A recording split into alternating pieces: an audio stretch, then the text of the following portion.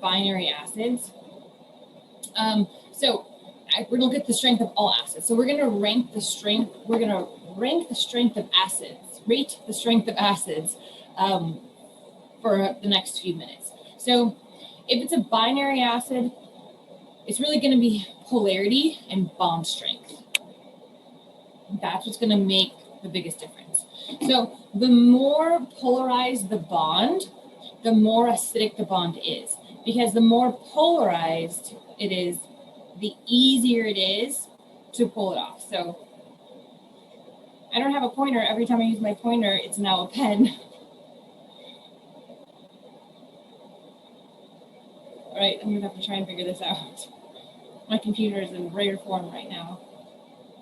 So the stronger the bond between the hydrogen and the ion, so the stronger the bond between the hydrogen and the ion is, the weaker the acid is because it's being held together stronger. So like, for example, like HF, if you look like, so let's go across the period. Let's look at like water and HF. So when you look here, the increasing electronegativity, so this is holding, the F is holding the H tighter to it, right? Because it's a bigger difference in electronegativity. So because it's holding it tighter, it's harder to take off the H. And so therefore, it's going to be,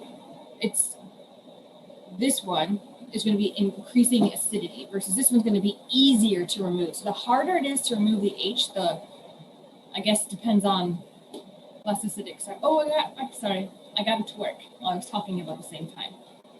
Okay, so when you're increasing the electronegativity, you increase the acidity versus binary acid strength. When you go down, the stronger the bond, the weaker the acid. So HF has a really strong bond, but it doesn't have the difference in polarity that some of these do. So when we do this here, our weaker acids, stronger acids. I'm sorry, my pen's not working now either. So, all right, let me just try, and I'm going to restart my PowerPoint really quick. Give me 1 second. Okay, so I'm just going to restart this for a second, and then hopefully my PowerPoint will work. So the more polarized the bond is, the more acidic the bond is. So the more polarized the bond. Remember polarity, right? Polarity is the difference in electronegativity. So fluorine is the most polar element on our periodic table. So the more polarized it is, the more acidic the bond is. The stronger the bond, the weaker the acid, right? So the stronger the bond is, the weaker the acid. Because remember, for something to be an acid, the hydrogen ions have to be removed. So that means that the stronger it is, the harder it is to remove the hydrogens. So when we're talking just about like binary acids, just like hydrogen and something else. So as you go across the periodic table, then we increase the acidity. So as you go across, I think that's across for you guys. I think it's opposite than I see. So for example, and this is kind of easy to see. Hold on, let me see. Let's see if this works again. Can you see it again? Yes.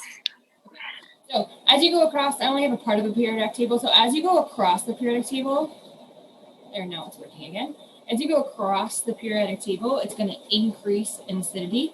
And as you go down the column, it's also going to increase in acidity. Now, a lot of times we talk about like acidity, but people are like, oh, it's not, this isn't what we normally call an acid. Well, if it starts with an H in these cases, right? We're just talking about binary, where it is an acid. Again, it just might be a weak acid versus a strong acid.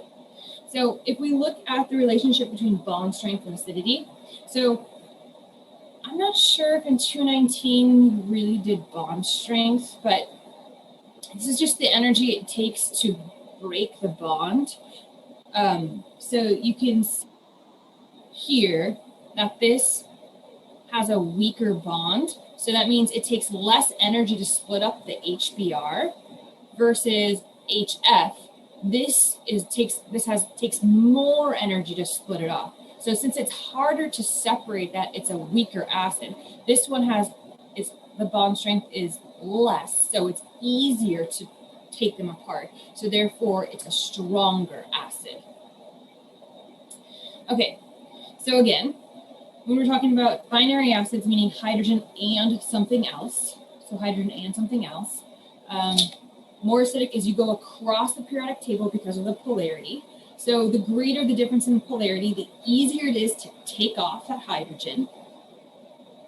More acidic as you go down the periodic table because the bonds are weaker.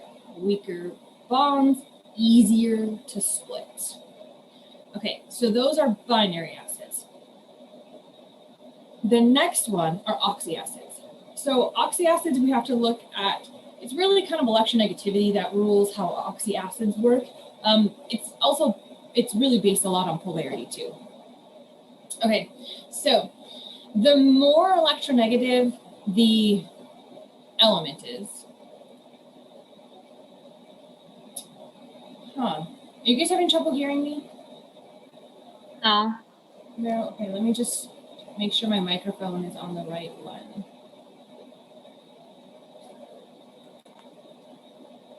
Is this better? Can you hear me better? Or is it the same? It's the same. I can still hear you. Well, I don't know about everybody else, but you're good on my end at least. Everybody hear me okay? I can hear you. Okay. All right. Just want to make sure. Okay.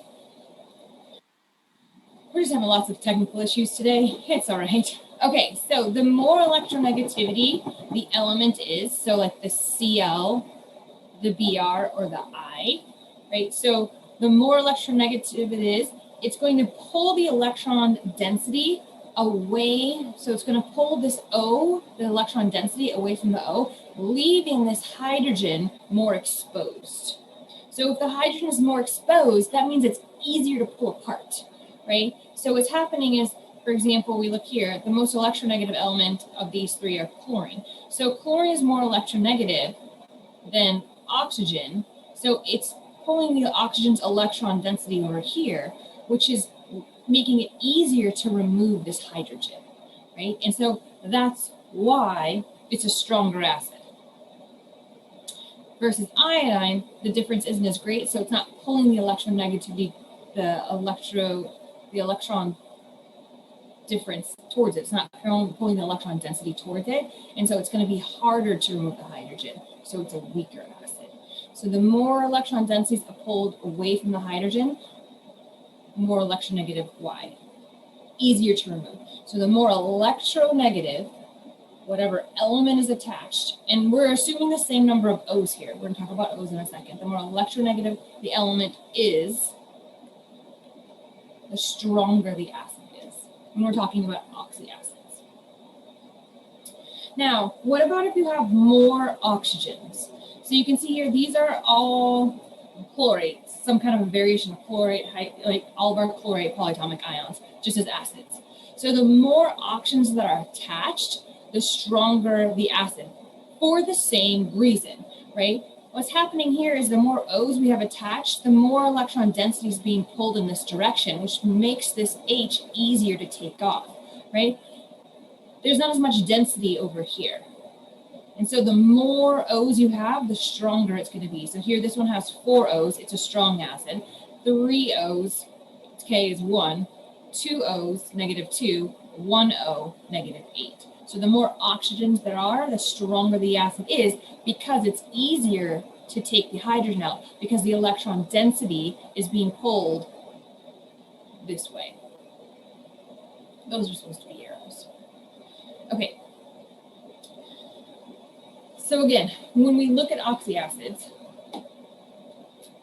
don't worry about oxidation number right now. What we're just going to say right now is that the acidity of the oxyacids increases as we go across the periodic table. We're going to talk about oxidation number later, but just remember, it increases as we go across the periodic table. Okay, so we're going to try these.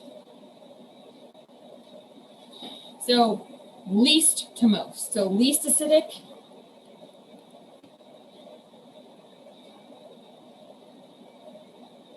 most acidic.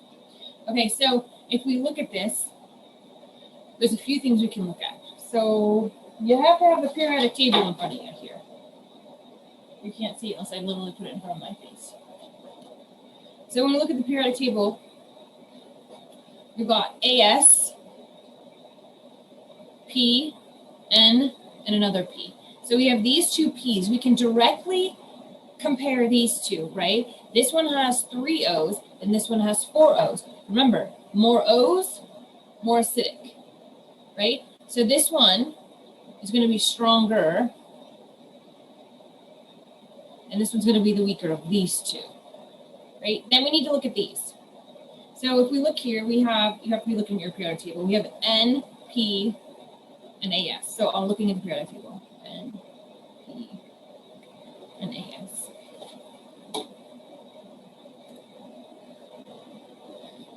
Yeah, we're assuming we don't know that nitric acid is a strong acid, but of course you can always use your like, I know nitric acid is a strong acid, right? So we know that this is going to be the most. And looking at the periodic table, we can see it's the most because it's highest on the periodic table, right? So this is the most. AS is below P, so this is going to be the least. And then when we compare O's, we know that this one is stronger than this one. There we go. Okay. Now let's look at this one. Okay, these are all binary this time. So when we're looking at this one, we know from past experience when we look at these two are similar, right? After we remove each hydrogen, the acid is weaker. So that this means this is stronger, this one's weaker. We know these are both strong acids, but which one is stronger? Is HBr stronger or HCl stronger?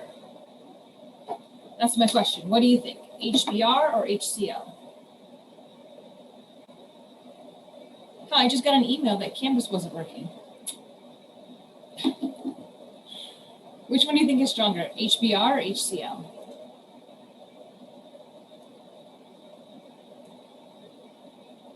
HBr. Yeah.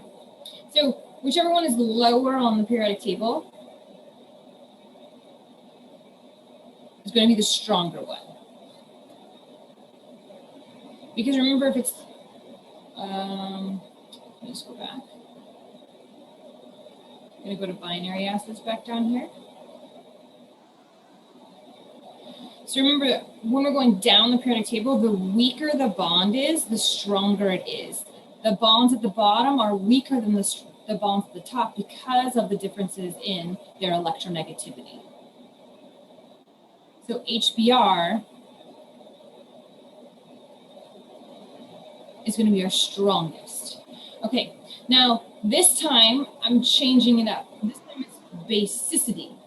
So least basic to more basic. Okay. Least basic to more basic, right? So that means we're starting with the most acidic to the least acidic, right? Basicity in our brains is a little harder than acids for some reason, right? So we want the one that's going to be least to most. So that means we're starting with the one that has a lower pH to a greater pH. Okay, so which one do you think is the least here? Which one do you think has the lowest pH of all of these?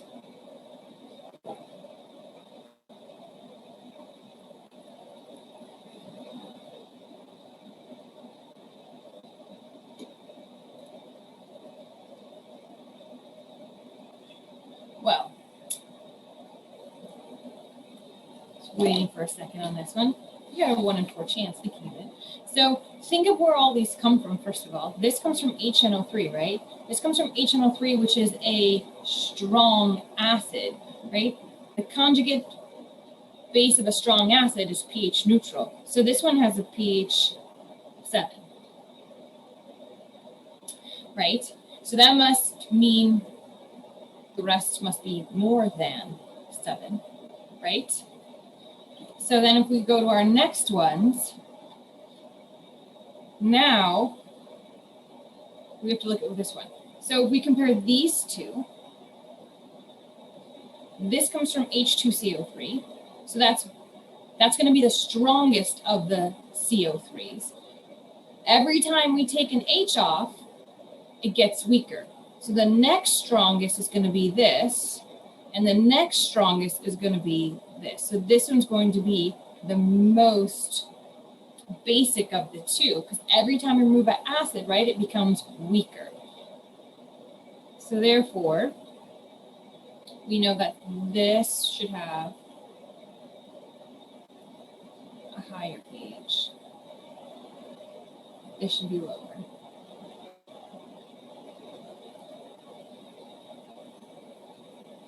So we have all those. Oops, sorry. We end up with this. And we're going to come back to these again, right? And so acid strength kind of takes a little bit of actually takes a lot of little pieces to kind of understand and be able to put these together. So we're going to keep talking about this to try and make it easier and easier for us. Okay. Oh, that reminds me. I sent an announcement out today that Sonora is going to be able to tutor us. So those of you who weren't in lab today, Sonora has tutored for Chem 229 for years. When you watch those videos in Chem 229, like the videos of the labs, Sonora is the one who's actually holding the video camera, right? So she did like half the editing of it. So she's been working with 229 forever.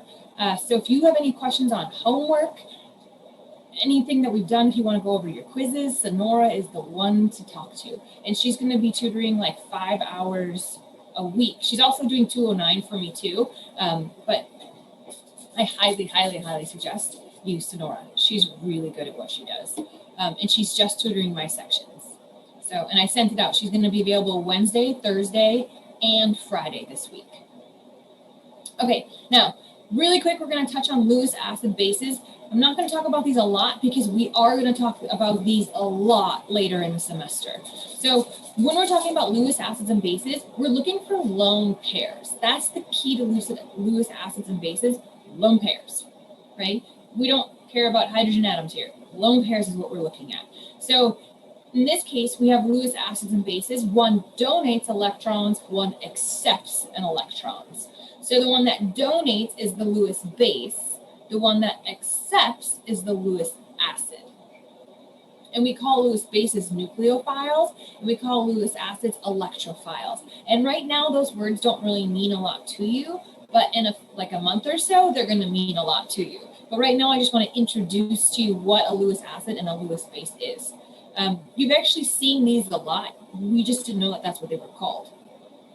So a Lewis base has electrons that it can share with another atom. So it has a lone pair that it can donate. So that's why nitrogens that's why they're bases, right? So I said at the beginning of this module, I said nitrogens are bases. If you see a nitrogen, it's a base. The reason nitrogens are bases is because they're Lewis bases, right? Because they have a lone pair to give.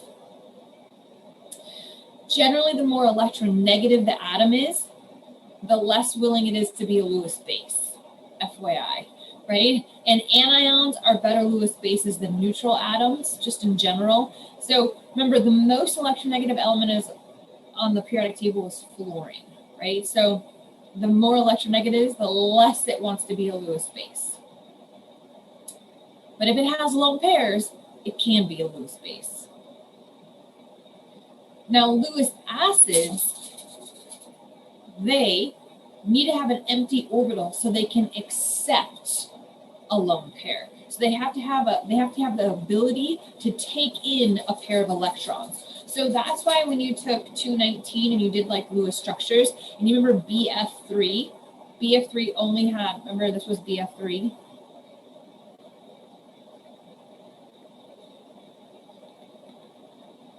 Pretend those are lone pairs right here, right? It only has 6. It only has 6, right? It's an exception to our rule. Well, it only has 6, but remember, it's got space for 8 electrons, but it's only using 6. So BF3 is an incomplete octet. It's got space to take in another pair of electrons. And so, therefore, boron is a great Lewis acid. Boron, aluminum's a great Lewis acid because, again, that one also has an incomplete octet. So small, highly charged metal cations usually have empty orbitals, and that's why they're really good Lewis acids. And then atoms that are attached to highly electronegative atoms that have multiple bonds are really good Lewis acids. So let's look at boron right now, kind of how it works. So let's look at boron as a Lewis acid and nitrogen as a Lewis base. So you can see here's nitrogen's lone pair. So this is just NH3. I'm just writing it in a different way, right? So this is NH3. That's just how we're writing it. Just so you can see, I want you to see these electrons here.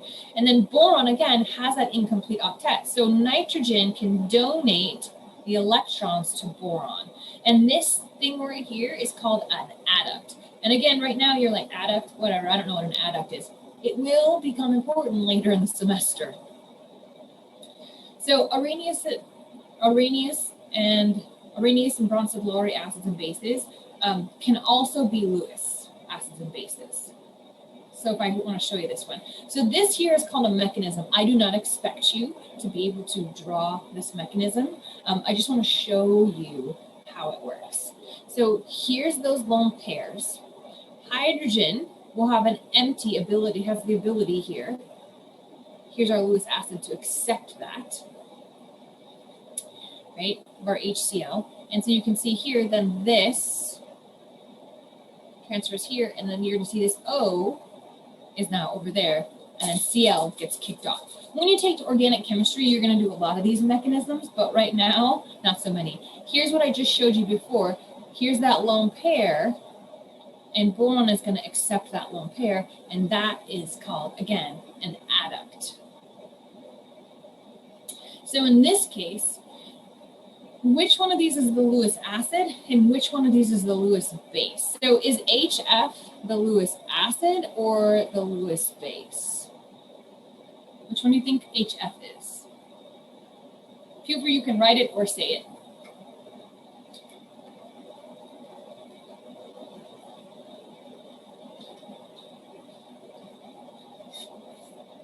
Yeah.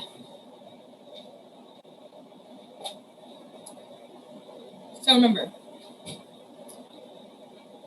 when we do this, so we go back, our bases have these lone pairs to donate, and the acids have empty orbitals.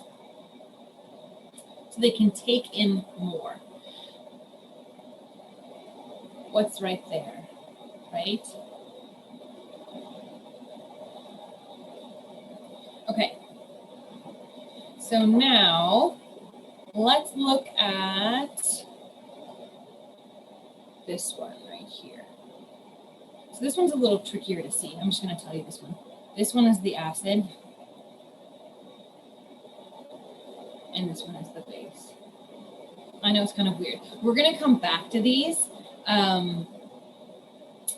not today, but we're going to do Lewis acids and bases when we get to complex ions all the time. So right now, all I want you to remember is that Lewis acids, do they donate or do they accept? Acids donate or acids accept a lone pair? Lewis acids, donate or accept?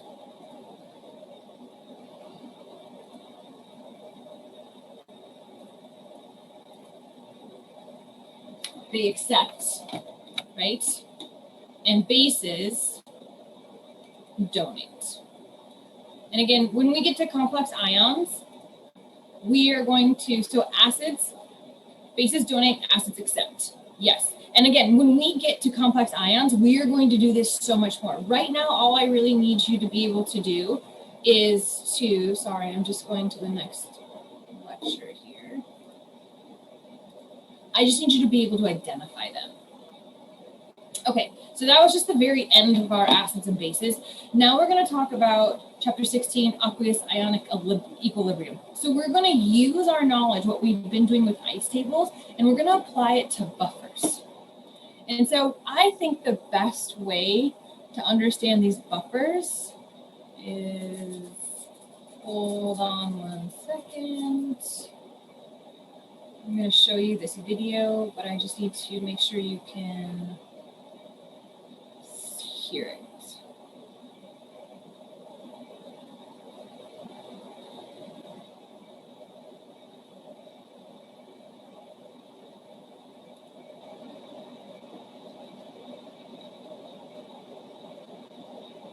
All right, tell me if you can hear this. Buffers are substances that minimize change in the concentration of It's protons. very low. Is it really low? Yeah. Let me try this. All that means Better? really is that buffers prevent Yeah. change in pH. Okay. This is a great video. I love it. I'm trying to figure out this is as loud as I can get this. All right. Buffers are substances that minimize change in the concentration of protons and hydroxide ions. All that means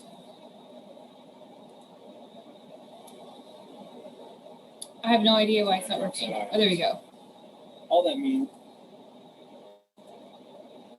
Hold on.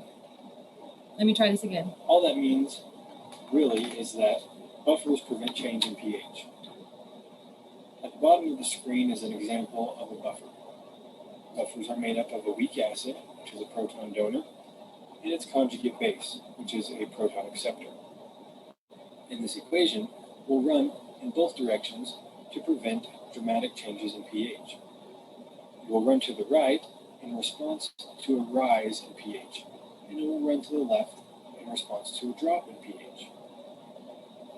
As an example of what a buffer does, we can use human blood, which has a buffer, and pure water that doesn't have a buffer. We'll take 1 liter of each of these substances and add 0.01 moles of hydrochloric acid. The addition of the hydrochloric acid to 1 liter of human blood will cause a change in pH from 7.4 to 7. The addition of hydrochloric acid to pure water will cause a change in pH from 7 down to 2. The reason that human blood prevents such a dramatic change in pH is because it contains a buffer. Now, if we focus on the illustration here in the center, we can illustrate how a buffer works. Human blood contains a buffer, and under normal circumstances, if we were to add an acid to human blood, initially the proton concentration of blood would increase. But since we have a buffer, it prevents that increase from being so great. The protons in the solution will combine with the conjugate base, as shown in the equation at the bottom. Those protons will combine with the conjugate base and form more of the weak acid, so that the proton concentration doesn't increase so much. Here in the flask, you see the protons moving and combining with the conjugate base, forming more of the weak acid. And this happens over and over again to prevent the rise in proton concentration and the addition of an acid. If we add a base, the opposite should happen. Under normal circumstances, the addition of a base will cause a decrease in proton concentration. But the buffer will prevent that decrease from being so great. The equation will run in the opposite direction. On the left side of the equation, the weak acid will start to donate or give off protons into the solution. And that way, the initial drop in proton concentration will be overcome by the donation of protons from the weak acid. Okay. Buffers are substances that minimize. We're not going to watch it again. Buffer. Okay, so we're going to look at buffers. Sorry that I don't know why my volume isn't working. It's just the day of technical issues today. So we're going to look at buffers, and then we're going to figure out how to do pHs of buffers. So that's sort of what we're going to be doing today. So what is a buffer? A buffer is something that resists changes in pH when you add an acid or a base to it. So what they do is they neutralize the acid or the base that we add. but buffers are limited. We can overcome them. We won't get to the part where we overcome buffers today, but on Monday we'll definitely overcome buffers. So our blood has a very important buffer, right? If you think about all the food we eat like tons of acidic food, but we have this great buffer in our blood, like you showed, that makes it so the pH of our blood does not increase even though we eat really acidic foods. And the reason our pH does not increase, or sorry, our pH does not decrease is because of the buffer in our blood. So what is a buffer? So a buffer is, so there's either acid buffers or base buffers. So we're gonna mostly concentrate on acid buffers. So acid buffers are just a weak acid and its conjugate base. So for example, its conjugate base, acetic acid,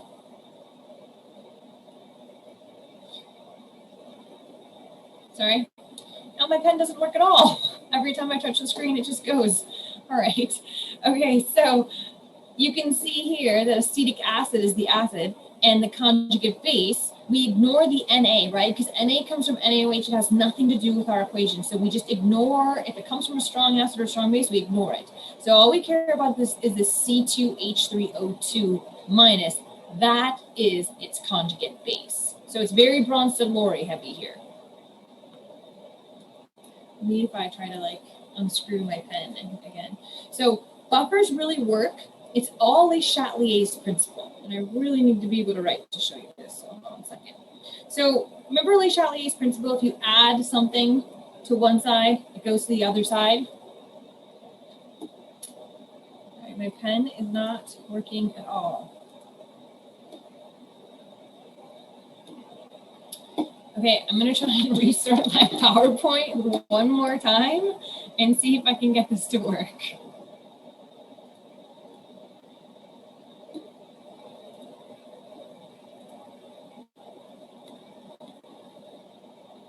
No, not working.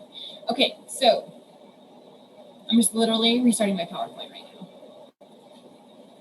Maybe that will help. Okay, so remember Le Chatelier's principle, like if you add, remember our buckets, our little bucket example we had, if you add to one side, it goes over to the other side. So that's what we're going to be doing with our buffers. So it works, it's just Le Chatelier's principle applied. My pen works.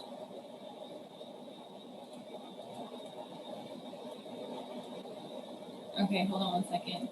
Let me share this. Sorry.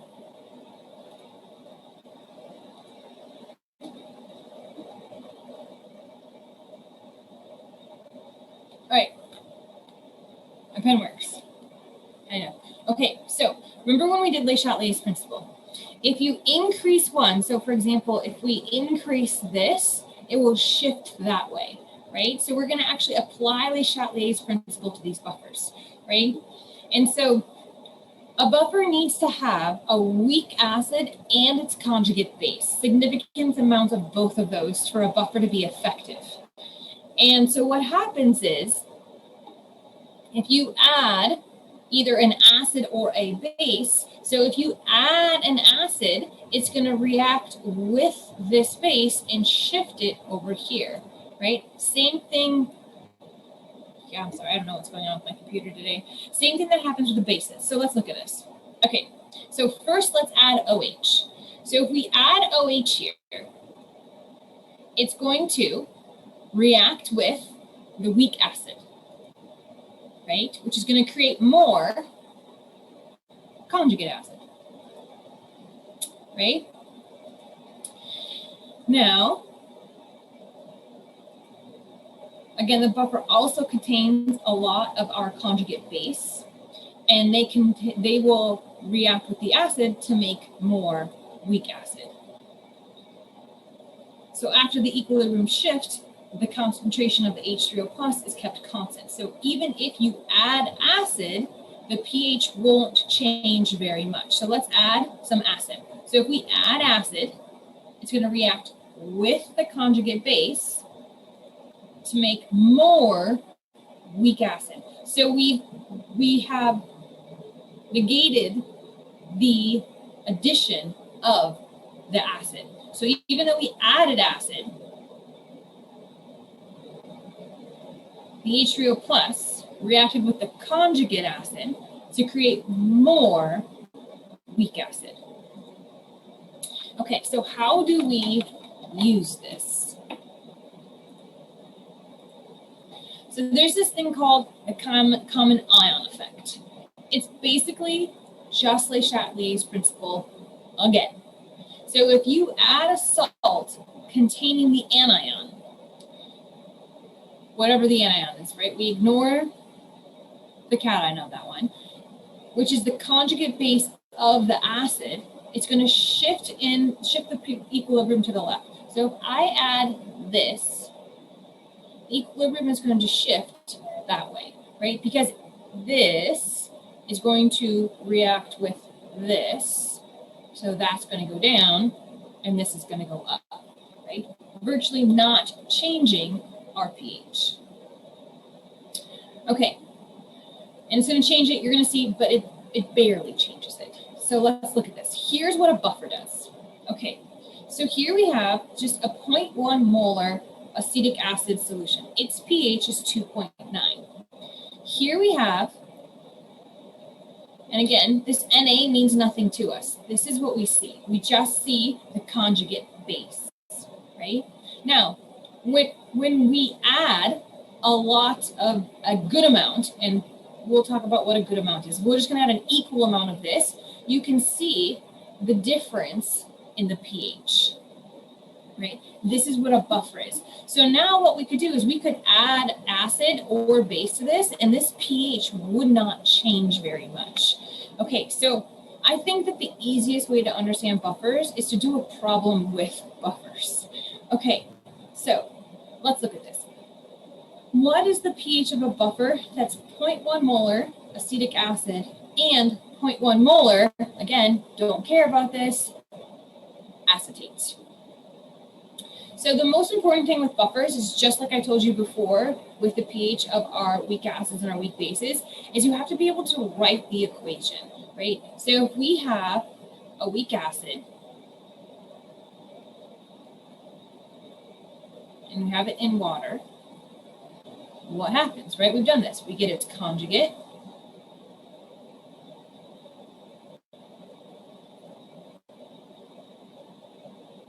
Right? If this is an acid, acids lose, bases gain.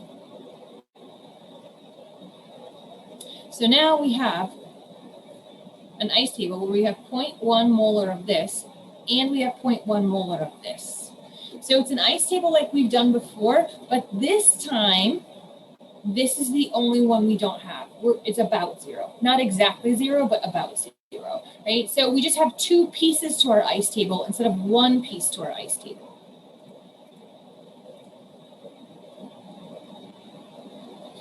So again, remember, so this would be HA, and this is A minus, and this is obviously H3O plus. Right, so there's our HA and our A minus. I kind of want to get you used to seeing this HA and A minus. That's why I put these in our ice tables. So again, this is going to go towards our products. So this is going to be minus X plus X and our plus X, just like we've done before. So 0.1 minus X, 0.1 plus X, and X. And then we set up our equilibrium just exactly the same as we set up the equilibrium every single time. Our equilibrium expression does not change.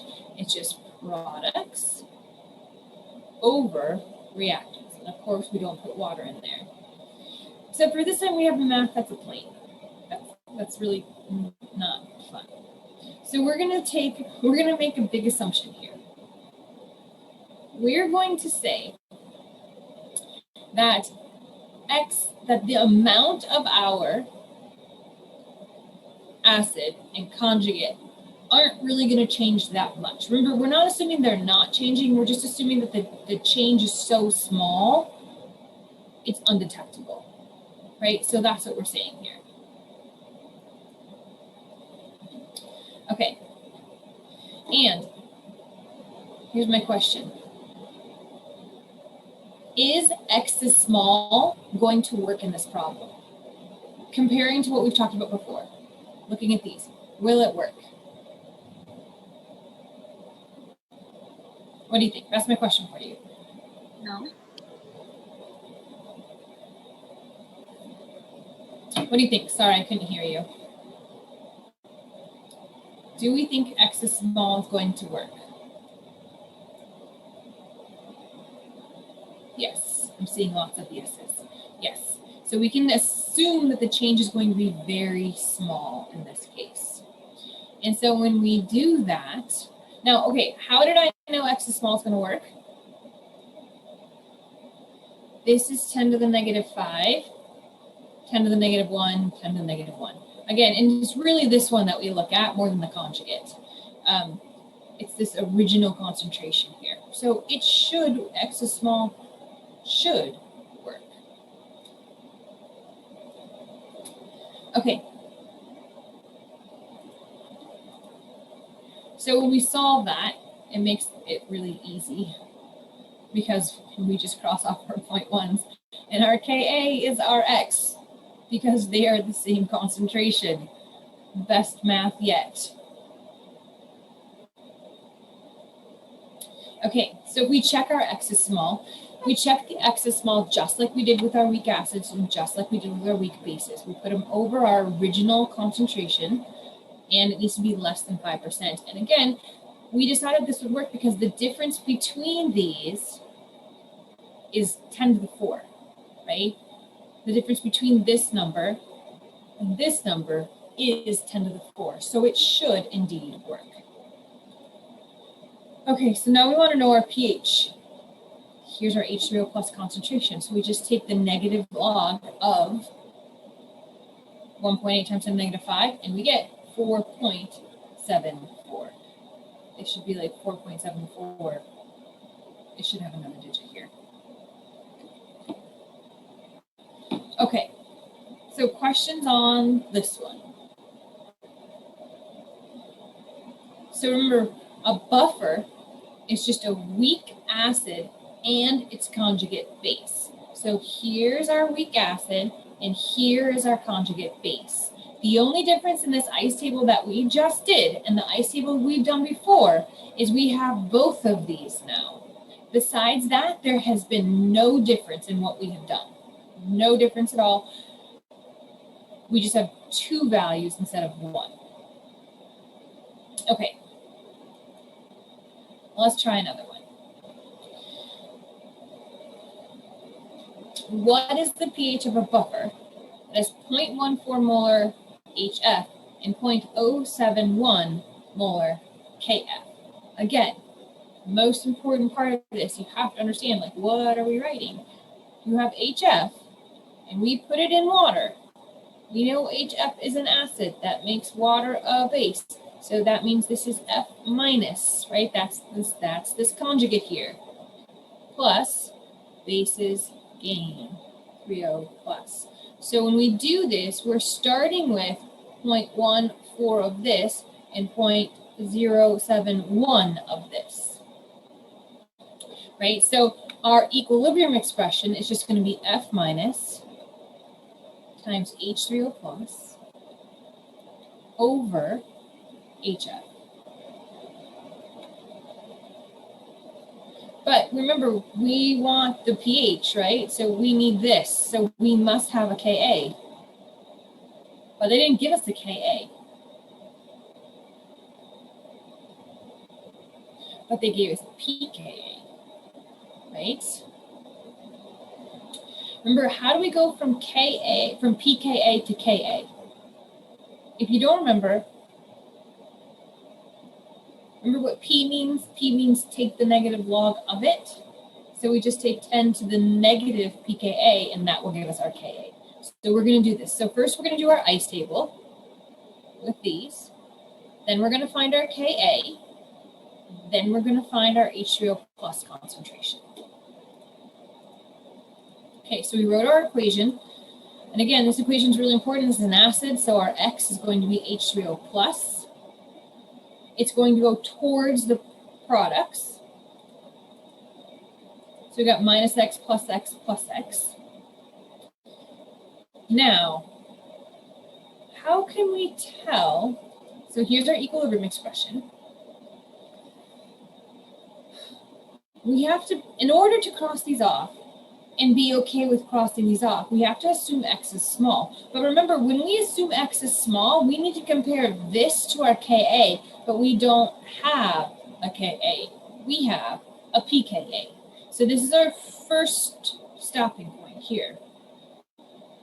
So we're good with this ice table because we've made so many of those. We know how to plug those in, but we need this number, right? That's what we need to figure out. We need that number.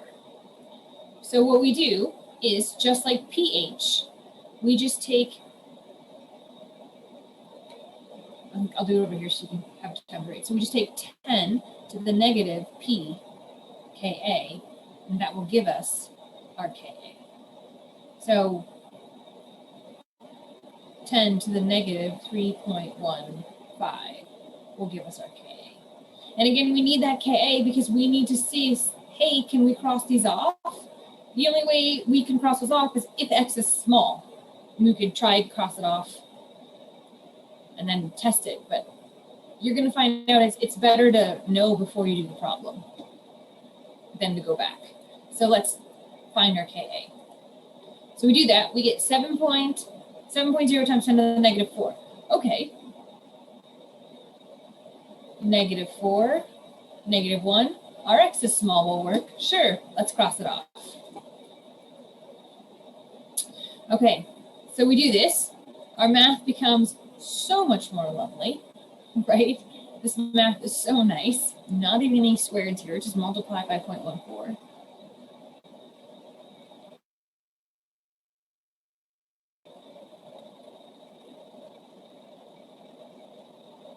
Right, and then divide by 0.71. And we get 1.4 times 10 to the negative 3. So again, this here is our H2O plus concentration. So let's just check and see if our x is small works. Because again, for your quiz this week, you still have to show me that you're checking for your x is small, right? For your exam, I'll accept, hey, I know it's going to work. The difference is 10 to the 3. It'll work. But for your quiz this week, I want to see you still checking for your x is small. So I actually want to see you write this piece out right here. So again, our x is small goes our x over our original concentration. And indeed, it worked. And again, we kind of knew it was going to work because the difference, this is 10 to the negative 1, 10 to the negative 4, difference is 10 to the 3. It's going to work. Okay, so now all we need to do is take the negative log of this, and we're all good.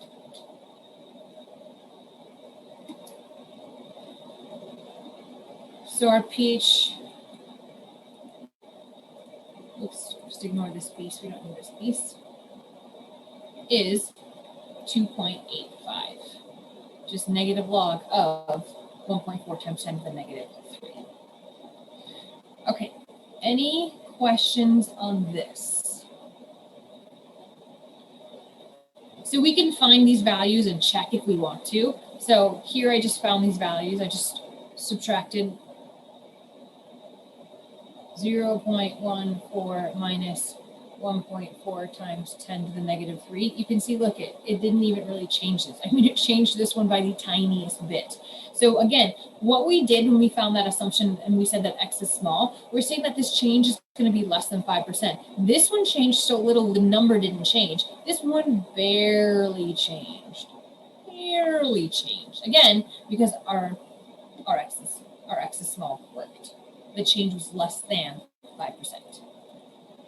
And again, we can check it, throw these numbers back into that equilibrium expression and see, does the number you end up with match the Ka we started with? If yes, then we know our answer is right. Like 100%, we know our answer is right if it matches. Okay, any questions on this? Okay, so if you don't love ice tables, which I'm sure we all love ice tables, there's actually a nice, lovely thing that buffers allows us to do. there's a shortcut where we don't always have to use an ice table. This is called the Henderson-Hasselbalch equation. So the Henderson-Hasselbalch equation allows us to calculate the pH of a buffer as long as x is small is true, right? So we're still going to need to check out x is small. So we need, the formula is this. So pH equals pKa plus the log of the base over the acid. So conjugate base over our weak acid. Now you don't need to use Henderson-Hasselbalch. It always works with an ice table. You're just going to see how much nicer Henderson-Hasselbalch is. Okay, so if we look, here's our acid. Here's our conjugate base. And again, this Na doesn't mean anything to us, right? That's what we see. That's our conjugate base. And so when we do Henderson-Hasselbalch, we first have to get our pKa. And remember, P means take the negative log of whatever's behind it. So our pKa is just the negative log of our Ka. So we just take the negative log of our K, negative log of our Ka. That is our pKa. And so remember, Henderson-Hasselbalch is just P. Oops. Oh, actually, look, I had it right there. Henderson-Hasselbalch is just the pKa plus the log of the conjugate base over the acid. And so in this case, here is our pKa. There's our, let me try drawing that again, our acid. And here is our conjugate base. And then we just plug in those numbers and we're good to go. So let's just try that really quick. Right, so, and our conjugate base. So when we do that, we get our pH, which is 4.66. Now, we need to make sure, again, Henderson-Hasselbalch only works if x is small. So we need to check if x is small. So if we look at our original concentration is 10 to the negative 2. Our Ka is 10 to the negative 5. X is small should definitely work. But how do you check it? Like, how do you check it? So if I asked you to check this, remember, if this is the pH, you can get to the hydrogen ion concentration. So if you take 10 to the negative 4.66, that's going to give you your hydrogen ion concentration, which is like 2.2 times 10 to the negative 5. That is your H plus concentration. That's your X, right? In your ice table, that's your X. And so remember, what we're going to do is we're going to take our X over our original concentration.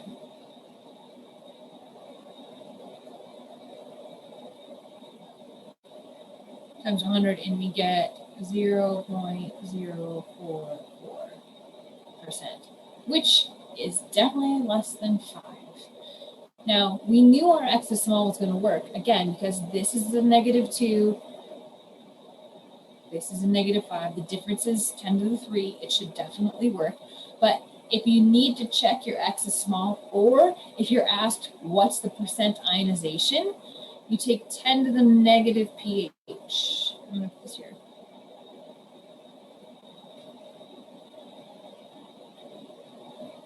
Ten to the negative pH gives you your hydrogen ion concentration. That's what goes on top. Your original acid concentration goes on the bottom. Okay, so let's try another Henderson-Hasselbalch here.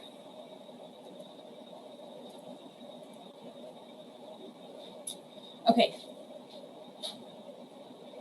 so this problem is exactly the same problem we did before, right? Do you remember this? This problem, right? Our pH, we went through all that work and we got 2.85. Remember this whole thing? Let's do the same thing, This time, let's do Henderson-Hasselbalch so I can show you how different it is. So here's Henderson-Hasselbalch, pKa plus minus the base over the acid. You plug it in, right? Here's our acid. Here's our base. They gave us our pKa. 2.86. See, a lot easier than ice tables, right? And again, this only works for buffers. How do you know if it's a buffer? Weak acid, conjugate base. That's how we know if it's a buffer. Weak acid, conjugate base. That's a buffer. So Henderson-Hasselbalch only works for buffers. You have to have a weak acid and its conjugate base, and X is small has to work. Now, how do we know if X is small is going to work here? Well, we have to figure out the Ka. We have the pKa, right? Or we have the pH. Well, we don't even need that. We have the pH right here. We don't need the Ka. We've got the pH. What am I thinking? So we can't compare it. We could, but we don't have it. So we can compare this. So 10 to the negative that, which is 10 to the negative pH, which is 1.4. And we're going to put that over our original concentration. Or we could have looked at our Ka. Either of those would have worked. And our difference is less than 1.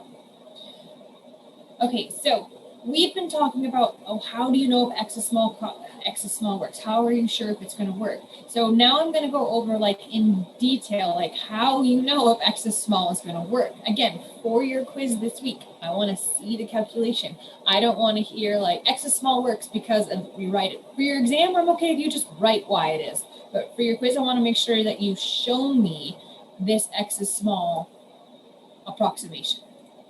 Okay, so how do we know if X is small works? It's true if, number one, the initial concentration of the acid and the conjugate base, or the salt, right? So I'm just going to put acids in here so you can see. So like HF, and the salt, this would be like KF. So really all we care about is F minus, are not very dilute. I know. What does very dilute mean? Like 0.0. Very dilute would be like 0.004, 0.0004, right? So very dilute. And the Ka is fairly small. These approximations. I'm hoping that because of these approximations, you've kind of seen how we do this, right? With approximations. So the initial acid and conjugate should be 10 to the 2 or 10 to the 3 difference. Here, playing with fire. Here, pretty good, right? So the original concentration should be about 10 to the 3 difference of the Ka. And again, if it is this different, these two are true. Usually, right? There are exceptions, and that's why we always check and see using the math piece of it. And so I always say if 10 to the 3, we're safe at 10 to the 3. 10 to the 2, could go either way. Okay. Now, what if, so we talked about buffers. Buffers resist change in pH because it's like Le Chatelier's principle, right? So now what we're going to do is we're going to add a little acid, add a little base, and see how we're going to mess with the pHs now. So how much does the pH of a buffer change when you add an acid or a base? So remember, they resist change, but they still change. So what we're going to do is, this requires a stoichiometry table and a nice little knowledge of Le Chatelier's principle. So we're going to practice this. So we sort of talked about this at the beginning. We're going to practice this using Le Chatelier's principle.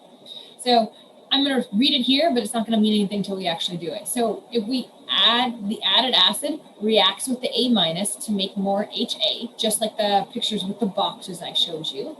If you add a base, it reacts with the acid to make more conjugate. So there's 2 steps. Number 1, it's called a moles table or a stoichiometry table. And that's when we're going to use, actually apply Le Chatelier's principle. And then 2 is using another ice table. Now, a mole table is not an ice table. Not an ice table.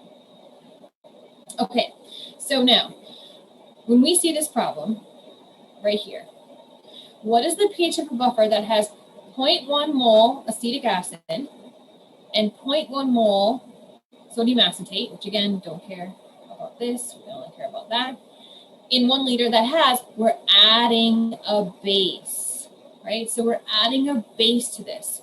So this is going to be our acid, our HA, plus OH minus.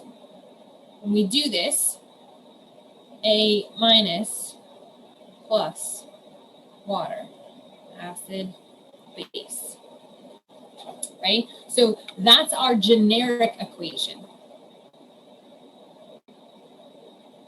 Our actual equation is this, but again, it's the same thing. OH minus, A minus, water. Okay, now when we do this, this is a mole table.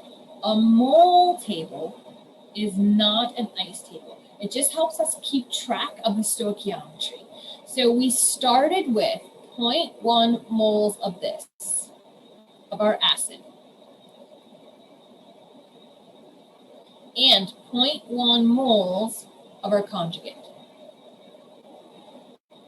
0.1 moles, 0.1 moles. And we didn't have any OH, but then we added OH. When we add OH, what does Le Chatelier's principle say is going to happen? Which way is this going to shift? Is it going to shift towards the products or the reactants? This is my question for you. Le Chatelier says, will it shift towards the products or the reactants?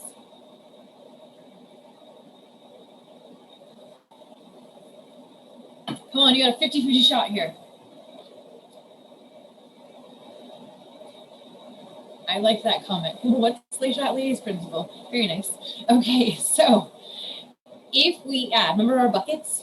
So this is one bucket and this is another bucket. If we have 2 buckets and this one overflows, it wants to go over here to keep them even. So this is going to shift towards the products. So therefore, this is going to decrease and this is going to increase. Because this OH, so what's going to happen? The OH is going to react with the HA to make more A minus, right? HA, A minus. So when we add this OH, it's going to react with all of this, or whatever it can react. And so this is going to go down by the amount of OH we added. So if we added 0.01 OH here, this is going to go down by 0.01. This is going to go up by 0.01. And this is our moles table. So you see how this went up by this amount? And this went down by this amount. So it's applying Le Chatelier's principle. Okay, so this is now our moles table. So this is the amount of our acid and our conjugate base that we have in the end. So this is the amount we've got in the end, right? Well, not in the end, but after we've added our OH. Now, we need to figure out our change in our moles. Okay, so OH decreased. This is going to go, so we added this, which means it's going to react with this, and this is going to go up. So I'm trying to do this slow. So this is the amount that went down. This went up by that amount. This is going to go down by that amount. Does everyone see this piece here? Yes? So now in the end, it's 0.1 minus 0.01. This is 0.1 plus 0.01, and now there's none left. So this is the same table we looked at before. I just wanted you to see it again. Now our molarity, remember molarity is moles over liter. Thankfully it's 1 liter.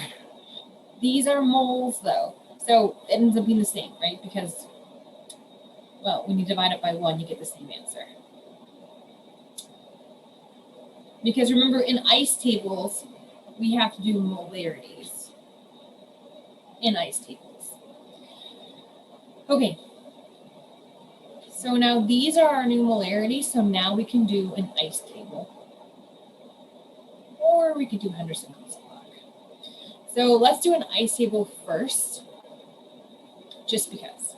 So here's our beginning molarities. And again, we have our new reaction. Now, this reaction is our acid. We're going to put our acid in water. And then we have our conjugate, an H3O+. Right? So those are the generic pieces of it. And these are, now we start our ice table. So we have a new piece here. The new piece was that moles table that you just saw. That's our new piece. But now this is exactly the same as what you've done 100 times. Well, maybe not 100 times, but you've done this at least 50 times now, right? This is going to go down. This is going to go up by X, right? This is going to go up by X.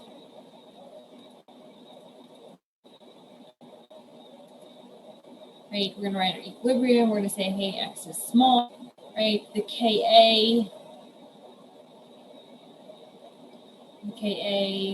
is 1.8 times 10 to the negative 5. We've used this a few times now.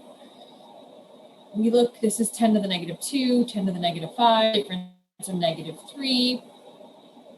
Should be good with our X is small. By the way, while I'm doing this, see how many, you can do this using Henderson-Hasselbalch also. Okay, so as we do this one, we assume this X is small, which we know is going to work. We throw that into our equation. And we get, right, so we throw this in, just X is small, cross those off, multiply by 0.09, divide by 0.11 on each side. And we get 1.47 times 10 to the negative 5. Check. This divided by this top box here. Does X is small work? Yes, it does. Right? Then we just need to take the negative log of this because this is H3O+. So we take the negative log of 1.47 times 10 to the negative 5. Sorry, I don't need that slide. And we get 4.83. Okay, that's using the ice table. Let's do the same exact thing doing Henderson-Hasselbalch. So remember, Henderson-Hasselbalch is pKa plus log of the base over our acid, right? I always say it's this ba like a sheep. So let's try the same thing. Use the exact same problem we just did. Look, here's the same problem that we just did, straight from the beginning. Wait, where did it go?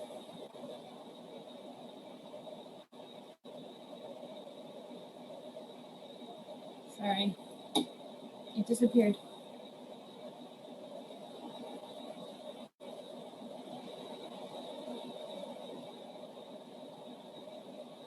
Huh.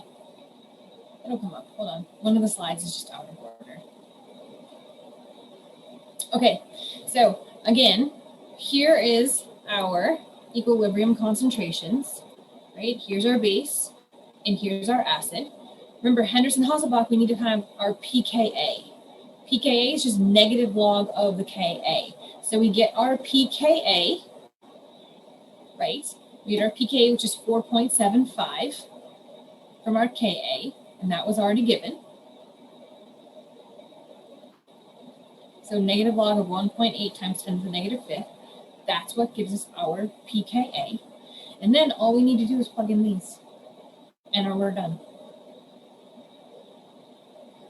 So our base over our acid. So our A minus, I'm just going to go back so you can see. Here's our conjugate base, 0.110. Here's our acid, 0.09.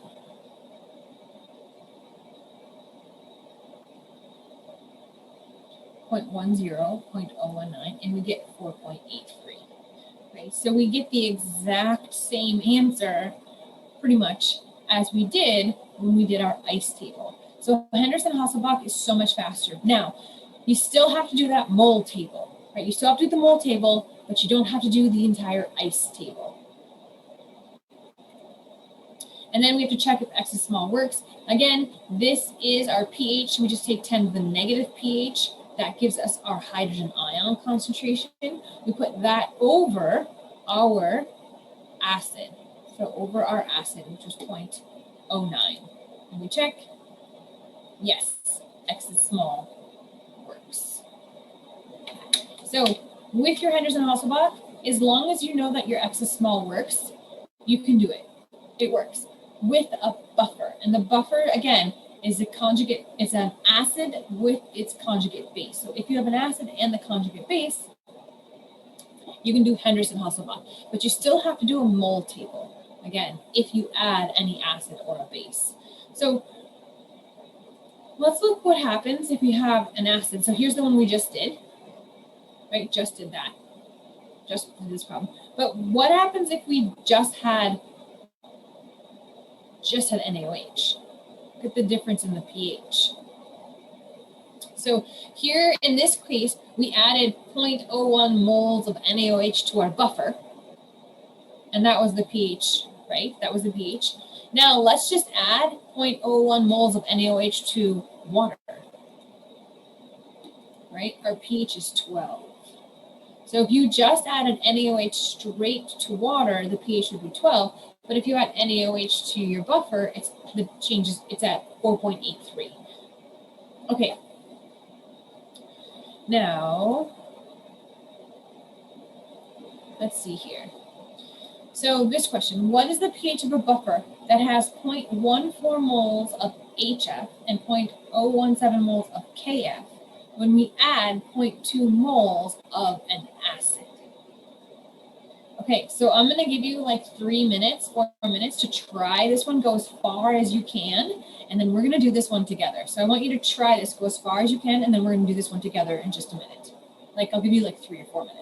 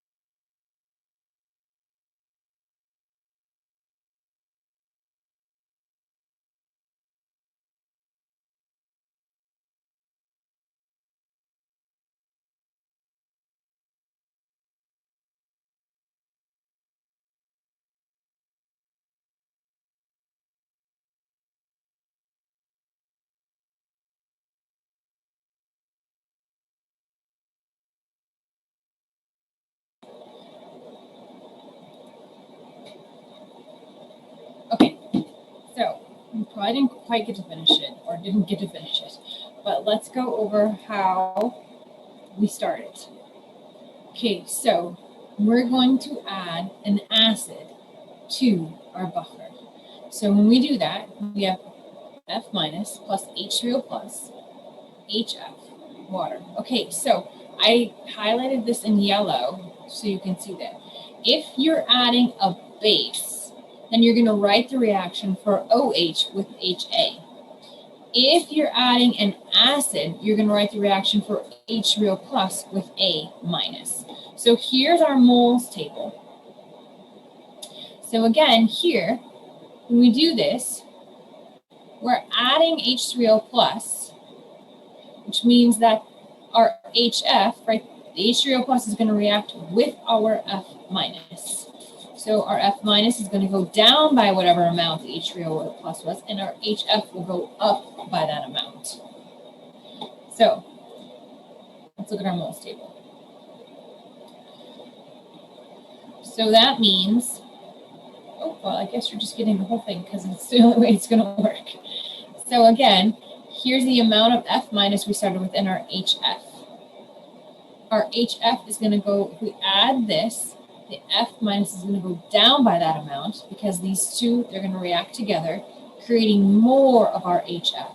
So if we added H3O plus, it's going to be this is going to go up by that amount. This one goes down by that amount. Right, so that's our moles table. That's what we're doing. So let me put it, I feel like it's easier in the stoichiometry table. So I like to just draw this table. So here's what we did. So we started with point, here's what we started with. That's what we added.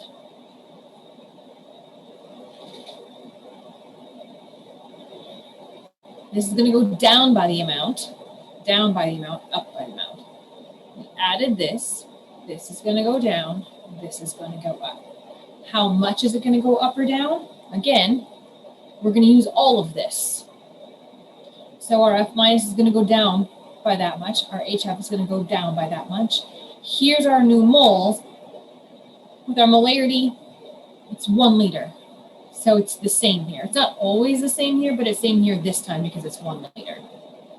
Now I'm not even doing ice table. I'm just going to go straight to Henderson-Hasselbalch because I don't want to do an ice table.